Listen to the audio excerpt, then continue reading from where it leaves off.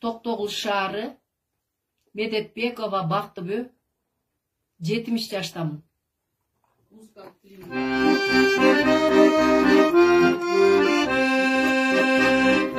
Suyum tura jerdine geni turganday, boynundagını ayatmarday, börökкө sıyımıtılıp tarayımın, көп кыйналып жакшы бир үй кургандай, көп кыйналып жакшы бир үй кургандай.